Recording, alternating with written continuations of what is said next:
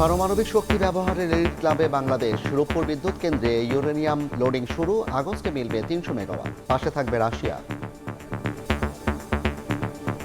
এটি শুধু বিদ্যুৎ উৎপাদন করবে না, প্রযুক্তিগত সক্ষমতা, শিল্পায়ন সম্ভাবনাকে শক্তিশালী করবে। Усилия огромного коллектива привели к сегодняшнему дню, привели к готовности к спуску первого энергоблока. জ্বালানি খাতে বড় বিনিয়োগ করতে চায় যুক্তরাষ্ট্র। দেশের স্বার্থ রক্ষা করে স্বাগত জানাবে সরকার। Together, U.S. companies already provide over half of Bangladesh's power. But we can do so much more together. Do we need U.S. investment? We do need it because we want it. দেখছিলেন প্রধান শিরোনাম। রাতের সময়ে সঙ্গে আছি আমি জাফর সাদিক। এবার অন্যান্য শীর্ষ সংবাদ। সামর্থ্যহীনদের জন্য বিচার প্রাপ্তি নিশ্চিত করবে সরকার, আইনগত সহায়তা দিবসে প্রধানমন্ত্রী। গণতন্ত্র সুসংহত করতে ন্যায়ের শাসন প্রতিষ্ঠায় জোর।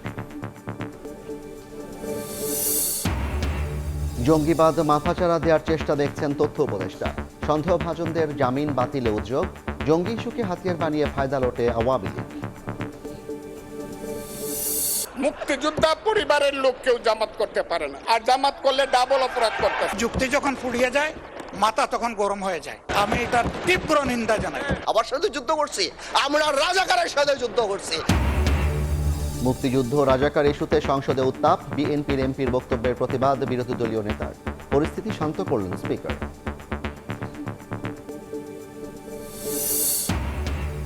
এক ঘন্টার ভারী বৃষ্টিতে চট্টগ্রামে কোমর পানি, জলাবদ্ধতায় নাকাল নগরবাসী। সুনামগঞ্জে বাঁধ ভেঙে ঢুকছে পানি। 4 সমুদ্র বন্দরে 3 নম্বর সতর্ক সংকেত। ওই পাশে নদীতে ছেড়ে দেয়, তো ওটা ভাসতে ভাসতে এই পাশে অনেক সময় আসে। নেশা আসক্ত হইতেছে।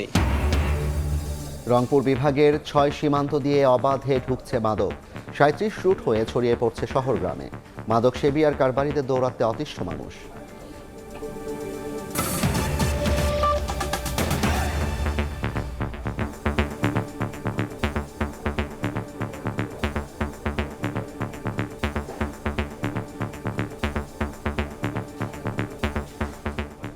তেত্রিশতম দেশ হিসেবে পারমাণবিক শক্তি ব্যবহারের এলিট ক্লাবে বাংলাদেশ। শুরু হলো দেশের প্রথম পারমাণবিক বিদ্যুৎ কেন্দ্রে ইউরেনিয়াম লোডিং কার্যক্রম, যা চলবে অন্তত 45 দিন। বিজ্ঞানমন্ত্রীর আশা, আগস্ট নাগাদ রূপপুরের প্রকল্প থেকে 300 মেগাওয়াট বিদ্যুৎ উৎপাদন সম্ভব হবে। আগামীতেও রাশিয়া বাংলাদেশের পাশে থাকবে বলে আশ্বস্ত করেছেন রোসাটমের মহাপরিচালক। বিস্তারিত জানাচ্ছেন ফারুক ভূঁইয়া রবিন, ক্যামেরায় ছিলেন আল মামুন। দীর্ঘ প্রতীক্ষার ইতি টেনে রূপপুরের হাত ধরে গৌরব আর সক্ষমতার নতুন অধ্যায়ে পা রাখল বাংলাদেশ। প্রায় 8.5 বছর আগে পদ্মার ধুধু বালুচরে প্রথম কংক্রিট ঢালাইয়ের মধ্য দিয়ে যে মহানির্মাণযজ্ঞের সূচনা হয়েছিল, বহুমুখী চ্যালেঞ্জ অতিক্রম শেষে এবার পারমাণবিক বিদ্যুৎ উৎপাদনের চূড়ান্ত ধাপে প্রবেশ করল এই মেগা প্রকল্পটি। 2023 সালের সেপ্টেম্বরে পারমাণবিক জ্বালানি হিসেবে দেশে এসেছিল যে ইউরেনিয়াম অ্যাসেম্বলি, মঙ্গলবার বিকেলে সেগুলো প্রবেশ করানো হলো দেশের প্রথম পারমাণবিক বিদ্যুৎ কেন্দ্রের 1 নম্বর ইউনিটে। এর মধ্য দিয়ে পারমাণবিক শক্তি ব্যবহারের এলিট ক্লাবে 33তম দেশ হিসেবে নাম লেখালো বাংলাদেশ।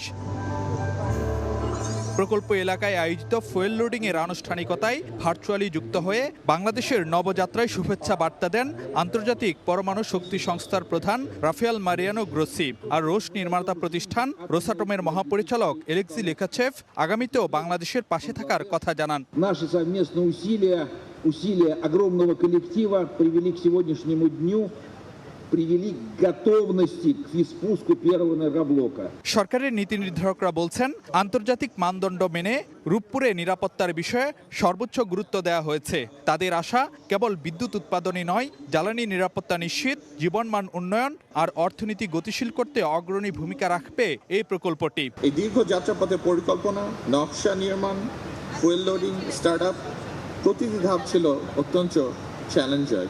পারমাণবিক শক্তি আমাদের জাতীয় জ্বালানি নিরাপত্তার অন্যতম ভিত্তি। এটি শুধু বিদ্যুৎ উৎপাদন করবে না, এটা আমাদের প্রযুক্তিগত সক্ষমতা, শিল্পায়ন ও ভবিষ্যৎ প্রজন্মের সম্ভাবনাকে শক্তিশালী করবে। 2 ইউনিট মিলে দেশের সবচেয়ে বড় এই বিদ্যুৎ কেন্দ্রটি থেকে মিলবে 2400 মেগাওয়াট বিদ্যুৎ। সব ঠিক থাকলে আগস্টে 300 মেগাওয়াট এবং ধাপে ধাপে আগামী বছরের শেষ দিকে পূর্ণ সক্ষমতায় বিদ্যুৎ উৎপাদনে সক্ষম হবে রূপপুর। জ্বালানি রূপান্তরের যে স্বপ্ন দেখাচ্ছিল রূপপুর, তা আজ অনেকটাই বাস্তব। বিদ্যুৎ কেন্দ্রটির প্রথম ইউনিটে ফুয়েল লোডিংয়ের মধ্য দিয়ে শুরু হলো নতুন অধ্যায়ের। নীতি নির্ধারকরা বলছেন, পুরোদমে রূপপুর পারমাণবিক বিদ্যুৎ কেন্দ্র উৎপাদনে আসলে দেশে মোট বিদ্যুৎ চাহিদার 10% যোগান দিতে পারবে। ফারুক ভিয়া, রবিন, সময় সংবাদ, রূপপুর পারমাণবিক বিদ্যুৎ কেন্দ্র, পাবনা। এ বিষয়ে আলোচনার জন্য স্টুডিওতে আছেন সহকর্মী আব্দুল্লাহ শাফি। যাচ্ছি তার কাছে। শাফি, আপনাকে স্বাগত জানাই। শাফি, বাংলাদেশের জন্য আজকে একটি অত্যন্ত গুরুত্বপূর্ণ দিন। পারমাণবিক বিদ্যুৎ উৎপাদনের যেই লক্ষ্য, যে স্বপ্ন আমাদের, সেটি অবশেষে সফলতার দ্বার প্রান্তে। এ বিষয়ে একটু বিস্তারিত জানাবেন। নিঃসন্দেহে বাংলাদেশের জন্য, বাংলাদেশের 18 কোটি মানুষের জন্য এটি একটি বড় অর্জন। কারণ এর আগে কখনো পরমাণু বিদ্যুৎ উৎপাদন বাংলাদেশে হয়নি এবং 33তম দেশ হিসেবে বাংলাদেশ আসলে এই নতুন একটা ক্লাবে প্রবেশ করলো, যেটি বলা হচ্ছে আর কি। আমরা যদি একটু দেখি যে আমরা আজকে যে হলো যে পরমাণু ফুয়েল যেটি লোড হচ্ছে, যে পারমাণবিক ইলেকট্রিক ক্লাবে বাংলাদেশ ফুয়েল লোডিংয়ের পর আগস্টে মিলবে বিদ্যুৎ। এখানে দেখেন এখন তো ফুয়েল লোডিং হচ্ছে, সেই জায়গায় দেখা যাচ্ছে যে এখন যে ফুয়েলটা আজকে লোডিং হলো, শুরু হলো, সেখানে 163টি ফুয়েল কিন্তু এভাবে লোডিং হবে এবং সেটি লোড হতে প্রায় 45 দিনের মতো সময় লাগবে। আপনি যদি চিত্রটা এইভাবে বলি যে 45 দিন পর কিন্তু এখানে বেশ কিছুদিন লাগবে এটার ফিউশন প্রক্রিয়া তৈরি হতে, যে কিভাবে কাজটা করবে সেটি তারা পরীক্ষামূলকভাবে দেখবে। তারপর কিন্তু আপনি যেটি দেখবেন যে এরপর এইখান থেকে যে ফিউশন হওয়ার পরে যে একটা বাষ্প হবে, সেই বাষ্প থেকে বাতাসের মধ্যে থেকে বিদ্যুৎ উৎপাদিত হবে এবং সেইটার একটা প্রক্রিয়া হয়তো দীর্ঘ সময় লাগতে পারে, যে অগাস্ট নাগাদ একটা সময় দিয়েছেন। তবে এখানে একটা বিষয়, এই যে সময়টা গেল, যে প্রথমত বলা হচ্ছে 300 মেগাওয়াট, কিন্তু এর আগেই কিন্তু ধরেন যে হচ্ছে যদি 30% পর্যন্ত এটার হিট হয়, তাহলেই কিন্তু আপনি ধরেন যে হচ্ছে এটা আমাদের যে মেগাওয়াট, যে এটা কিন্তু আমরা সাপ্লাই দিতে পারবো আর কি, সাধারণ মানুষের ব্যবহার উপযোগী। এরপর দেখেন যেটা বলা হচ্ছে যে প্রথম ইউনিটে ডিসেম্বর মিলবে 1200 মেগাওয়াট, এবং কিন্তু এটা যতটুকু হিট হবে, যত বেশি হিট হবে তত বেশি কিন্তু আপনার বিদ্যুৎ উৎপাদন করা যাবে এবং সেটা কিন্তু ধাপে ধাপে। এখন যে 163টা ফুয়েল লোড করা হচ্ছে, সেটা কিন্তু বছর শেষে অর্থাৎ 2027 সালের শেষ নাগাদ যত বেশি উত্তপ্ত হবে তত বেশি বিদ্যুৎ উৎপাদন হবে। এবং এখানে একটা বড় প্রশ্ন থাকে যে হচ্ছে নিউক্লিয়ার ওয়েস্ট নিয়ে একটা বড় প্রশ্ন থাকে, যে এটার যে বর্জ্যটা হবে সেটা কিভাবে হবে। এখানে বর্জ্যর জন্য কিন্তু আলাদা একটা বক্সের মতো আছে, যেটা হচ্ছে ট্যাঙ্কের মতো, যে খুব মানে সেফটি, একবার পানির মধ্যে দিয়ে এটার মধ্যে আর কি। তো আলাদা করে জলাধার তৈরি করা হয়েছে, সেখানে জলাধার তৈরি। জানাবেন যে আমরা পূর্ণ সক্ষমতার বিদ্যুতের সেটি আসলে কবে নাগাদ পৌঁছাতে পারে, যে পূর্ণ সক্ষমতা কবে নাগাদ পৌঁছাতে পারে? পূর্ণ সক্ষমতা আমরা যেটা বলা হচ্ছে যে এখন তো হচ্ছে প্রথম ধাপে শুরু হলো এটা। পূর্ণ সক্ষমতার ব্যাপার বলা হচ্ছে যে দ্বিতীয় ইউনিটের বিদ্যুৎ মিলবে 2027 সালে, ধাপে ধাপে বাড়বে বিদ্যুৎ উৎপাদন এবং চাহিদার 10 থেকে 12% নিরবিচ্ছিন্ন যোগান দেবে। দেখেন পূর্ণ সক্ষমতার ব্যাপারটা হচ্ছে সবে তো অগাস্টে শুরু হলো, তারপর এটা যত বেশি হিট হবে, এটা পূর্ণ মাত্রায় যখন 2027 সাল নাগাদ যাবে, তখন কিন্তু আমরা এটা এই পারমাণবিক বিদ্যুৎ কেন্দ্রে তো রাশিয়া সহযোগিতা করছে, অন্যদিকে আরেকটি যে সুপার পাওয়ার মার্কিন যুক্তরাষ্ট্র, তারাও তো দেখলাম যে জ্বালানি খাতে বিনিয়োগের আগ্রহ প্রকাশ করেছে। এই বিষয়ে কোনো তথ্য আপনার কাছে বিস্তারিত আছে কিনা? এই বিষয়ে আসলে আমাদের একটা প্রতিবেদন রয়েছে এবং সেখানে সেই প্রতিবেদনটিতে বলা হয়েছে যে দেশের জ্বালানি খাতে বড় বিনিয়োগ করতে চায় যুক্তরাষ্ট্র। রাজধানীতে এক অনুষ্ঠানে এমন আগ্রহের কথা জানিয়েছেন ঢাকায় নিযুক্ত মার্কিন রাষ্ট্রদূত। এ সময় বাণিজ্যমন্ত্রী জানান, বাংলাদেশের স্বার্থ রক্ষা করে যে কোনো দেশের বিনিয়োগকেই স্বাগত জানাবে সরকার। তবে এই মুহূর্তে এলএনজি টার্মিনালে বড় বিনিয়োগ চায় বাংলাদেশ। এ নিয়ে আমাদের একটি প্রতিবেদন আছে, চলুন সেটি দেখে আসি। বর্তমানে দেশে উৎপাদিত গ্যাসের সিংহভাগই সরবরাহ করে মার্কিন দুই শীর্ষস্থানীয় জ্বালানি প্রতিষ্ঠান এক্সিলারেট এনার্জি ও শেভরন। জ্বালানি ঘাটতি মেটাতে এগ্রিমেন্ট অন রেসিপ্রোকাল ট্রেড বা এআরটি চুক্তির আওতায় আগামী 15 বছরে যুক্তরাষ্ট্র থেকে $15 বিলিয়ন জ্বালানি কিনবে বাংলাদেশ। মঙ্গলবার রাজধানীর একটি হোটেলে আমেরিকান চেম্বার আয়োজিত আলোচনায় ঢাকায় নিযুক্ত দেশটির রাষ্ট্রদূত ব্রেন টি ক্রিস্টেনসেন জানান, বাংলাদেশের জ্বালানি খাতে বড় বিনিয়োগ করতে চায় যুক্তরাষ্ট্র। Chevron provides half of Bangladesh's natural gas supply. Accelerate Energy facilitates the import of an additional third via LNG and wants to bring in more.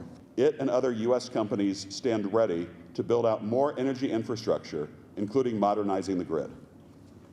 Together, U.S. companies already provide over half of Bangladesh's power, but we can do so much more together. তবে শুধু যুক্তরাষ্ট্র নয়, দেশের স্বার্থ অক্ষুণ্ণ রেখে যে কোনো দেশের বিনিয়োগকেই স্বাগত জানায় সরকার। চলমান জ্বালানি বাস্তবতায় এলএনজি টার্মিনালে বিনিয়োগের আহ্বান জানান বাণিজ্যমন্ত্রী। US is of special interest to us because That's the largest economy in the world. It is the mightiest country. You don't have to emphasize by saying US over and over again that we need US investment. We do need it because we want it. And the reflection of what we believe and what we want is evident on the current scenario, that a bulk part of our energy supply is dependent on US companies. বিগত সরকারের রেখে যাওয়া ঋণের বোঝা চাপে ফেলছে বলেও জানান বাণিজ্য মন্ত্রী Part of our energy supply. Yanur Shifat, সময় Sangbad, Dhaka. I think that Zafar দেখছিলেন প্রতিবেদন? হ্যাঁ, প্রতিবেদন দেখলাম। যুক্তরাষ্ট্র আগ্রহ প্রকাশ করেছে, সুনির্দিষ্ট কোথায় তারা আগ্রহটা প্রকাশ করেছে? আসলে দেখুন, সুনির্দিষ্টভাবে তাদের আগ্রহটা হচ্ছে জ্বালানি খাতে তারা এটা করতে চায়, বিনিয়োগ করতে চায় এবং দেশের স্বার্থ রক্ষা করে স্বাগত জানাবে সরকার, সেই বিষয়গুলো বলেছে। এবং এলএনজি টার্মিনালে বিনিয়োগ চায় বাংলাদেশ, অর্থাৎ এখানে কিন্তু একটা চাওয়া পাওয়ার দেয়া নেওয়ার একটা ব্যাপার আছে। তবে খুব ইন্টারেস্টিং ব্যাপার হচ্ছে আজকের এই যে তারা জ্বালানি খাতে বড় বিনিয়োগ করতে চায়, এমন এক সময় বললো যখন রাশিয়া বাংলাদেশে একটা বড় বিনিয়োগ করেছে। এবং সেটা আসলে কি বাংলাদেশ কিন্তু অলরেডি তারা জ্বালানি খাতে বিভিন্ন জায়গায় কিন্তু তারা কাজ করছে, বিভিন্ন গ্যাস কোম্পানিতে, শেভরন, তারপর এক্সেলারেট, এই সমস্ত কোম্পানি কাজ করছে। এখন বাংলাদেশের যে সমস্ত চাওয়া আছে, তাদের একটা চাওয়া আছে বাণিজ্য চুক্তির মাধ্যমে কিভাবে আগাবে। এলএনজির একটা বড় অংশ তো যুক্তরাষ্ট্র থেকে আসে এবং এইটার দুইটা টার্মিনাল, ভাসমান টার্মিনাল আছে। এইটা হচ্ছে একবার স্থায়ী সমাধান বাংলাদেশ চায়। বাংলাদেশ সেখানে আসলে যুক্তরাষ্ট্রের সহযোগিতা চেয়েছে। এক্স্যাক্টলি। ধন্যবাদ আপনাকে শাফি। আমাদের সঙ্গে যুক্ত ছিলেন সহকর্মী আব্দুল্লাহ শাফি, জানাচ্ছিলেন জ্বালানি খাতে আমাদের বাংলাদেশের যে আজকে বড় একটি অর্জনের দ্বারপ্রান্তে সে বিষয়ে বিস্তারিত। ন্যায় বিচার মানবিক রাষ্ট্রের ভিত্তি, গণতান্ত্রিক যাত্রা সুসংহত করতে ন্যায়ের শাসন প্রতিষ্ঠার বিকল্প নেই বলে জানিয়েছেন প্রধানমন্ত্রী তারেক রহমান। জাতীয় আইনগত সহায়তা দিবসের আলোচনা সভায় তিনি বলেন, অর্থের অভাবে কেউ যেন বিচার বঞ্চিত না থাকেন সে বিষয়ে কাজ করছে সরকার। দেশে কারাগারে বন্দী থাকা 30 থেকে 35% জানেন না কি কারণে জেলে আছেন তারা। অর্থের অভাবে থাকা এসব মানুষের আইনি অধিকার ও সুরক্ষা নিশ্চিতে 1994 সালে সরকারিভাবে আইনগত সহায়তা কার্যক্রম শুরু করেছিলেন তৎকালীন প্রধানমন্ত্রী বেগম খালেদা জিয়া, যার মাধ্যমে প্রায় 2 লাখ বিরোধ নিষ্পত্তি করেছেন বিচারকরা। সরকারি খরচে বিরোধ শেষ, সবার আগে বাংলাদেশ স্লোগানে মঙ্গলবার জাতীয় আইনগত সহায়তা দিবসের আলোচনায় যোগ দেন প্রধানমন্ত্রী তারেক রহমান। শোনেন আইনগত সহায়তায় সুবিধাপ্রাপ্ত জুলাই শহীদ পরিবার এবং জুলাই যোদ্ধাদের কথা। উকিল ছাড়া সরাসরি একজন বিচারক মাধ্যমে এত বড় উপকার পাওয়া বিষয়টি ছিল আমার স্বপ্ন। জুলাই শহীদ এবং তাদের পরিবারকে সরকারি খরচে আইনগত সহায়তা দিবে আমরা শুনে খুবই আনন্দিত। বক্তব্যে রাজনৈতিক প্রতিহিংসার শিকার হয়ে বিনা বিচারে কারাগারে থাকার দুরবস্থা তুলে ধরেন সরকার প্রধান। রাজনৈতিক প্রতিহিংসার শিকার হয়ে আমাকেও দীর্ঘদিন কারাগারে থাকতে হয়েছে। তখন আমি নিজে কারাগারে এমন অনেককে দেখেছি যারা শুধুমাত্র আর্থিকভাবে অসচ্ছল হওয়ার কারণে বছরের পর বছর ধরে বিনা বিচারে কারাগারে থাকতে বাধ্য হচ্ছেন বা হয়েছেন। ন্যায় বিচার পাওয়া মানবিক রাষ্ট্রের মূল শক্তি উল্লেখ করে প্রধানমন্ত্রী বলেন, ফ্যাসিবাদের পতনের পর গণতান্ত্রিক যাত্রা সুসংহত করতে ন্যায়ের শাসন প্রতিষ্ঠার বিকল্প নেই। ন্যায় বিচার শুধু আদালত বা আইনের বিষয় নয়, এটি একটি মানবিক ও দায়িত্বশীল রাষ্ট্র ব্যবস্থার মূল শক্তি। ফ্যাসিবাদী শাসনের অবসানের পর এই গণতান্ত্রিক যাত্রা সুসংহত করতে রাষ্ট্রে ন্যায়ের শাসন প্রতিষ্ঠার বিকল্প নেই।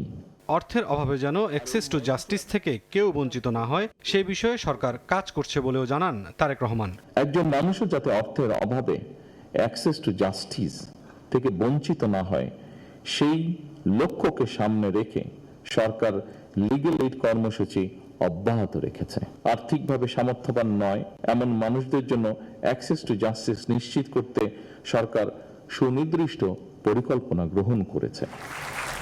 অনুষ্ঠানে 2026 সালের সেরা কর্মকর্তা হিসেবে ঢাকা জেলা লিগ্যাল এইড অফিসার সায়েম খানের হাতে ক্রেস্ট ও সম্মাননা তুলে দেন প্রধানমন্ত্রী। মুরসালিন হক জুনায়েদ, সময় সংবাদ, ঢাকা। দেশে জঙ্গিবাদ ভাতাচারা দেওয়ার চেষ্টা করলেও আতঙ্কিত হওয়ার মতো ঝুঁকি নেই বলে জানিয়েছেন প্রধানমন্ত্রীর তথ্য ও সম্প্রচার উপদেষ্টা ডাক্তার জাহেদুর রহমান। দুপুরে সচিবালয়ে সাপ্তাহিক ব্রিফিংয়ে তিনি আরও বলেন, সন্দেহভাজনদের জামিন বাতিলে উদ্যোগ নেবে সরকার। এ সময় অন্তর্বর্তী সরকারের আমলে উগ্রবাদকে ছাড় দেওয়া হয়েছিল বলে অভিযোগ করেন উপদেষ্টা। দেশে আবারও আলোচনায় জঙ্গিবাদ। সম্প্রতি গুরুত্বপূর্ণ স্থাপনায় হামলার আশঙ্কা জানিয়ে সব ইউনিটকে সতর্ক করে পুলিশ সদর দপ্তর। এরই মধ্যে কেপিআই প্রতিষ্ঠানে জোরদার করা হয়েছে নিরাপত্তা।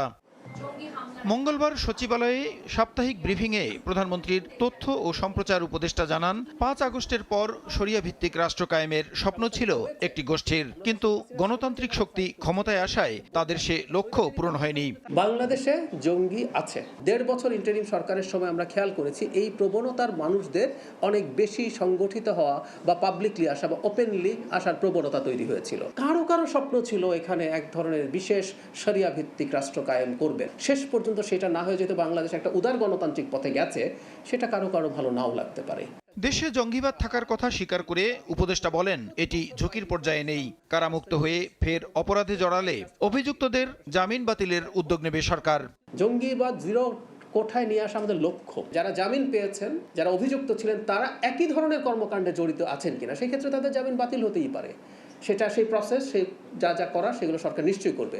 যৌক্তিক সমালোচনাকে স্বাগত জানালেও গণমাধ্যমে ভুল ও অপতথ্য প্রচার হলে সরকার ছাড় দেবে না বলে হুঁশিয়ারি দেন তথ্য উপদেষ্টা। এই প্রবণতার মানুষদের। প্রসূন আশিস, সময় সংবাদ, ঢাকা।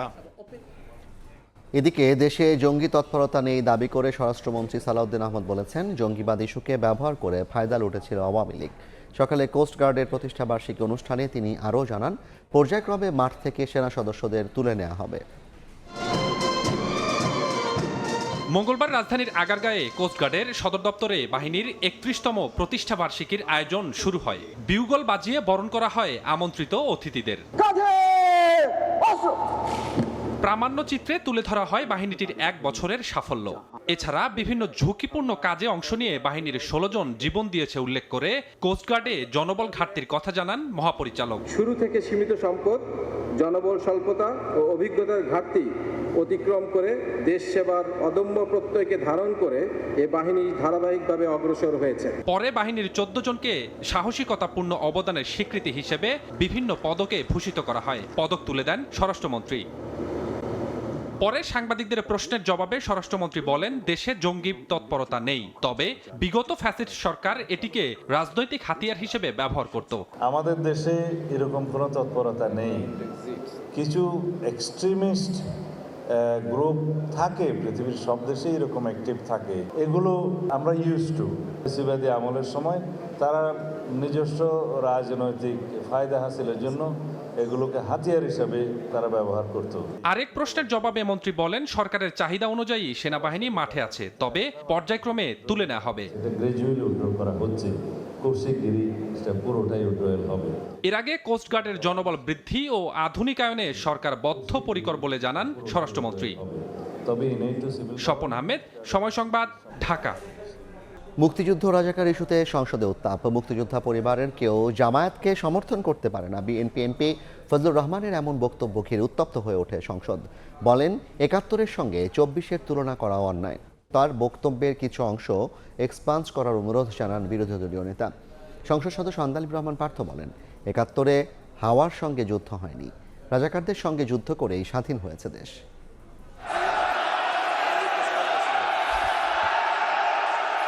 এবার ৭১-এর মুক্তিযুদ্ধ ও ২৪-এর অভ্যুত্থান নিয়ে বক্তব্যে উত্তপ্ত সংসদ।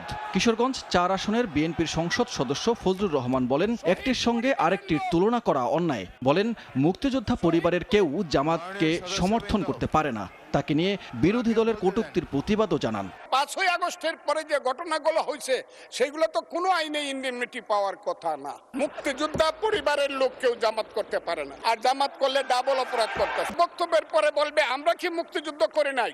যেমন বিরোধী দলের নেতা বলেন, উনাকে আমি অসম্মান করি না, সব সময় মাননীয় বলে কথা বলি, কিন্তু উনার দলের লোকজন এখানে বসে আছে, তারা আমাকে ফজা পাগলা বলে কথা বলে। বক্তব্যের মাঝেই বিরোধী দলের বিরোধিতার মুখে বক্তব্য থামিয়ে অধিবেশন শান্ত করতে বক্তব্য রাখেন স্পিকার নিজেই। এই সংসদ যদি বিধি মোতাবেক পরিচালিত না হয়, এটি আর জাতীয় সংসদ থাকবে না, শিশুরাও লজ্জা পাবে। ফজলুর রহমানের বক্তব্যের কিছু অংশ অসংসদীয় আখ্যা দিয়ে এক্সপান্স করার অনুরোধ জানান বিরোধী দলের নেতা। আমি কোন দল করব, কোন আদর্শ আমি অনুসরণ করব, এর উপর হস্তক্ষেপ করার ন্যূনতম কোনো অধিকার রাষ্ট্র কিংবা সংবিধান কাউকে দেয়নি। আমি অনুরোধ করব মাননীয় স্পিকার, তার এই অসংসদীয় অংশটা এখান থেকে যেন এক্সপান্স করা হয়। যুক্তি যখন ফুরিয়ে যায়, মাথা তখন গরম হয়ে যায়। বিবেচনার আশ্বাস দেন স্পিকার। ফজলুর রহমান যে বক্তব্য দিয়েছেন তার মধ্যে যদি অসংশোধনীয় কোনো কিছু থাকে সেটা এক্সপান্স করা হবে। মুক্তিযুদ্ধ নিয়ে আবারও সরব হয় সংসদ সদস্য আন্দালিব রহমান পার্থ জাতিকে আলাদা না করতে স্বরাষ্ট্রমন্ত্রীর বক্তব্যের প্রেক্ষিতে বলেন, রাজাকারদের সঙ্গে যুদ্ধ করেই দেশ স্বাধীন হয়েছে। মুক্তিযুদ্ধের সঠিক ইতিহাস নতুন প্রজন্মের কাছে তুলে ধরার উদ্যোগ নেয়ার আহ্বান জানান পার্থ। তুম হামসে মোহাব্বত করো, হাম বেওয়াফা নেহি করেঙ্গে। না মানে উর্দুতে বললাম যাতে বুঝতে সুবিধা হয়। যুদ্ধের ইতিহাস যখন বলতে হবে তখন আমি কার সাথে? আমি হাবার সাথে যুদ্ধ করছি, আমরা রাজাকারের সাথে যুদ্ধ করছি। এদিকে জঙ্গি হামলার শঙ্কা নিয়ে প্রশ্নের লিখিত জবাবে সংসদকে স্বরাষ্ট্রমন্ত্রী জানান, সব বিমানবন্দরের নিরাপত্তা বাড়ানো হয়েছে। সম্পর্কিত স্থায়ী কমিটিগুলো গঠিত হয়নি। সানবীর রূপল, সময় সংবাদ, ঢাকা। 1 ঘন্টার ভারী বৃষ্টিতে চট্টগ্রাম শহরের কিছু কিছু জায়গায় কোমর পানি, জলাবদ্ধতায় চরম ভোগান্তিতে নগরবাসী। সুনামগঞ্জে অতিবৃষ্টিতে ডুবেছে জমির ধান, ভেঙেছে বাঁধ। বজ্রপাতে প্রাণ গেছে মাদ্রাসা শিক্ষার্থী সহ 3 জনের।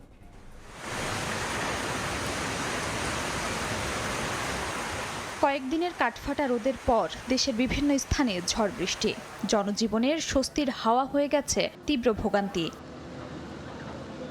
মঙ্গলবার দুপুর 12:30টার দিকে চট্টগ্রামে শুরু হয় মুষলধারে বৃষ্টি। 10 মিনিটেই তলিয়ে যায় প্রবর্তক মোড়, মুরাদপুর ও কাতালগঞ্জের নিচু এলাকা। কোমর পানিতে চলাচলে চরম দুর্ভোগে পড়েন নগরবাসী। জলাবদ্ধ এলাকা পরিদর্শন করে সিটি মেয়র বলেন, সিডিএর খাল সংস্কার কাজ শেষ হলে নগরীর জলাবদ্ধতা কমবে। বৃষ্টি হলে বা কিছু হলে কিন্তু এখানে অনেক পানি উঠে যায়। এখানে আশেপাশে সবগুলো হসপিটাল, ব্যাংক, অন্যান্য প্রতিষ্ঠান সবকিছুই আছে। সব সময় আমরা এই জিনিসটা ফেস করতেছি। যে হিজরাকালের কাজটা যদি কমপ্লিট করতে আগামী 15 তারিখের মধ্যে, তাহলে ইনশাআল্লাহ আমরা জলাবদ্ধতা 70-80% কমে দিতে পারি। এদিন সকালে ব্রাহ্মণবাড়িয়ায় ভারী বর্ষণ সহ কালবৈশাখী ঝড়ে ভেঙে পড়েছে গাছ, বিদ্যুতের খুঁটি সহ মোবাইল টাওয়ার। পরীক্ষা কেন্দ্রে যাওয়ার পথে বিপাকে পড়েন এসএসসি পরীক্ষার্থীরা। কুমিল্লাতেও বিভিন্ন সড়কে জমে পানি, দুর্ভোগে পড়েন নগরবাসী। জলাবদ্ধতা নিরসনে কাজ করে সিটি কর্পোরেশন। 1 ঘন্টার বৃষ্টিতে তলিয়েছে বরিশাল নগরীও। সুনামগঞ্জে অতিবৃষ্টি ও পাহাড়ি ঢলে ডুবেছে জমির ফসল। মনাই নদীর পানির তোড়ে ভেঙে গেছে জামগড়া বাঁধ। এদিকে ভারী বৃষ্টিতে কিশোরগঞ্জে হাওড়ে তলিয়েছে ধানের জমি। কুমিল্লা, নোয়াখালী, মুন্সিগঞ্জ ও কক্সবাজারে বজ্রপাতে মারা গেছেন 4 জন। খাদিজা স্বপ্না, সময় সংবাদ। এবার বাণিজ্যের সংবাদ।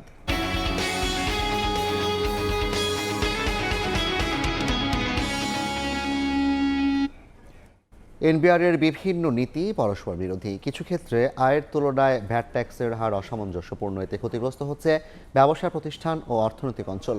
প্রাক বাজেট আলোচনায় এসব অভিযোগ করেন বিভিন্ন পেশাজীবী সংগঠনের নেতারা।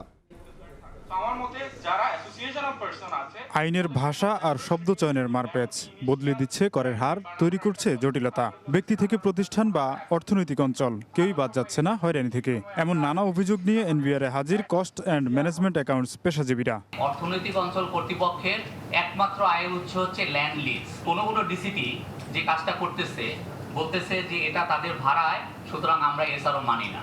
এসআরওতে বলা আছে ব্যবসায় কর্ম।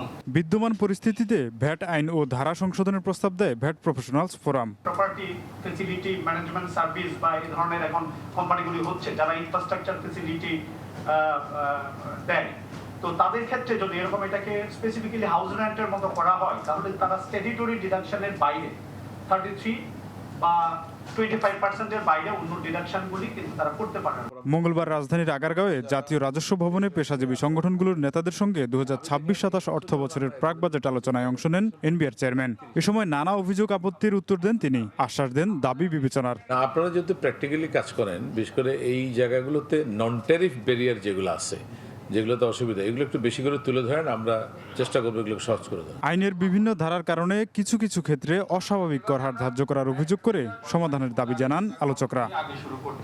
তোফাজ্জল হোসাইন, সময় সংবাদ, ঢাকা। 40 বছর ধরে অসংখ্য খুশির মিছিল ছিল আইডিএলসি, থাকবে আগামীতেও। যুক্তরাজ্যে পাচার হওয়া অর্থ বাংলাদেশে ফেরাতে প্রতিশ্রুতিবদ্ধ দুই দেশ। প্রতিরক্ষা খাতেও একসঙ্গে কাজ করবে Dhaka London.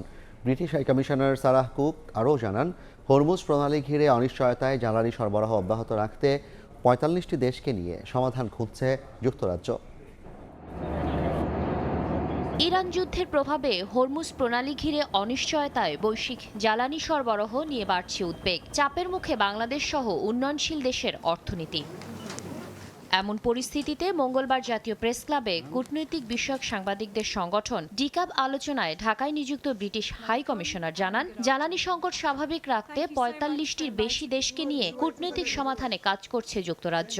Instability in the Middle East continues to reverberate far beyond the region, shaping global energy markets, disrupting global shipping routes, and driving price volatility that affects households and industries from London to Dhaka.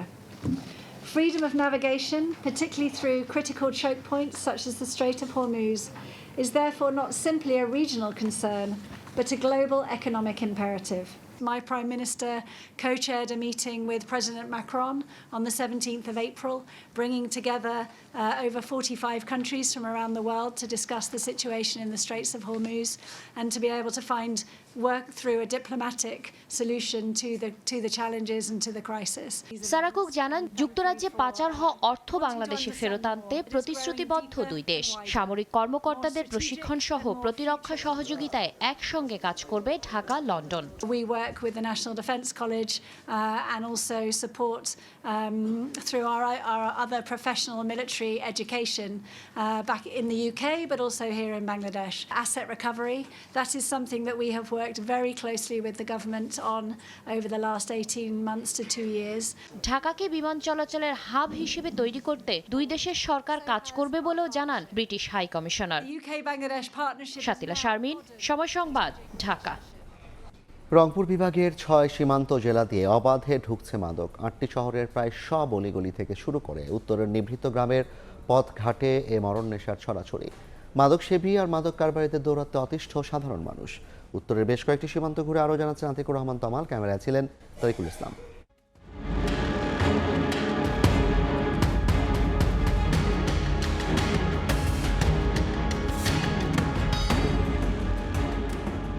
যে মাদক ব্যবসায়ী সে বলে যে আমার 400 বোতল ছিল, কিন্তু যখন মনে করেন যে ধরা হয় এবং প্রকাশ হয় 200 বোতল, আর 200 বোতল কোথায় গেল? ওদের এমন হেডাম দেখা যায় যে পুলিশকেও মাঝে মাঝে হুমকি দেয়। কারবারিরা পুলিশের চাই বেশি চালাক না। সীমান্ত ঘেঁষা উত্তরের জেলা লালমনিরহাটে মাদকের রমরমা কারবার। ঘরের দরজা বন্ধ করে জানালা দিয়ে চলে মাদক বিক্রি। পুলিশ ও প্রশাসনের চোখ ফাঁকি দিতে বাড়ির বাইরে বসানো সিসি ক্যামেরা আর ভেতর থেকে নজরদারি করছেন ওয়াচম্যান। ক্যামেরা রাখছে কেন? ও পুলিশ ধরিয়ে এসে আসি ডিস্টার্ব করে। রংপুর শহরে এখন সবচেয়ে বড় মাদকের স্পট বৈরাগীগঞ্জ। এছাড়া নগরীর লালবাগ, কেডিসি রোড, হারাগাছে বসে মাদক সেবীদের আড্ডা। উত্তরের সীমান্তের কাঁটাতার ভেদ করে মধ্যরাতে মাদক ঢুকে সীমান্তের এপারে। সীমান্তের বহু মানুষ জড়িত এই মাদক ব্যবসায়। শেষ পর্যন্ত পাওয়া গেল এক বিক্রেতাকে। ভোর রাতে ওপার থেকে এপারে আসে মাদক, সেসবই গুণে দেখা হচ্ছে। বিক্রেতারা বেশিরভাগই শিশু, আর গডফাদাররা সবাই ধরা ছোঁয়ার বাইরে। এই দেশের সীমান্ত জেলা 18টি, এর মধ্যে 6টি রংপুরে।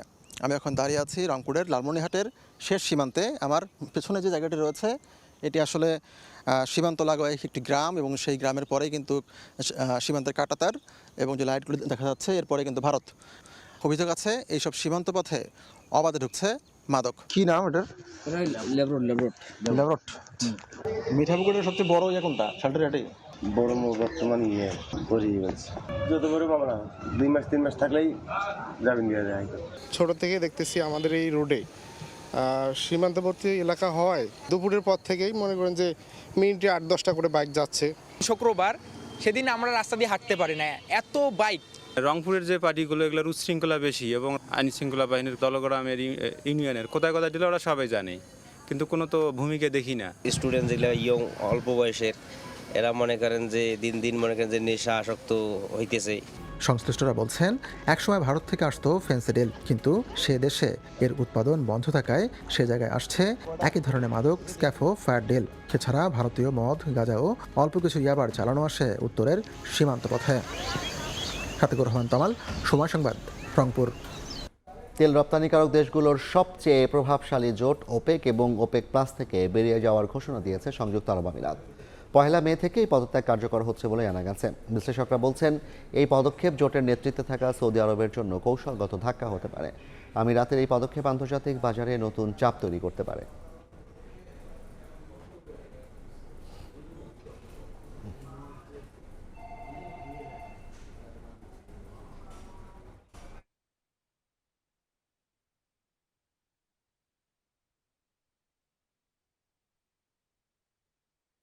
এ পর্যায়ের শীর্ষ সংবাদগুলো জানিয়ে দিচ্ছে আরেকবার। পারমাণবিক শক্তি ব্যবহারের এলিট ক্লাবে বাংলাদেশ। রূপপুর বিদ্যুৎ কেন্দ্রে ইউরেনিয়াম লোডিং শুরু। আগস্টে মিলবে 300 মেগাওয়াট। পাশে থাকবে রাশিয়া। সামর্থ্যহীনদের জন্য বিচারপ্রাপ্তি নিশ্চিত করবে সরকার। আইনগত সহায়তা দিবসে প্রধানমন্ত্রী। গণতন্ত্র সুসংহত করতে ন্যায়ের শাসন প্রতিষ্ঠায় জোর। মুক্তিযোদ্ধা পরিবারের লোক কেউ জামাত করতে পারে না, আর জামাত করলে ডাবল অপরাধ করতে। যুক্তি যখন ফুরিয়ে যায়, মাথা তখন গরম হয়ে যায়। আমি এটার তীব্র নিন্দা জানাই। আবার সাথে যুদ্ধ করছি, আমরা রাজাকারের সাথে যুদ্ধ করছি।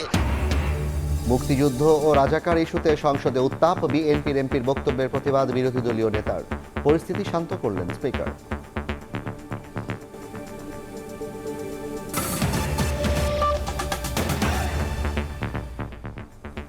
এই ছিল রাতের সময়। এরপর দেখবেন সম্পাদকীয়। সঙ্গে থাকুন সময়।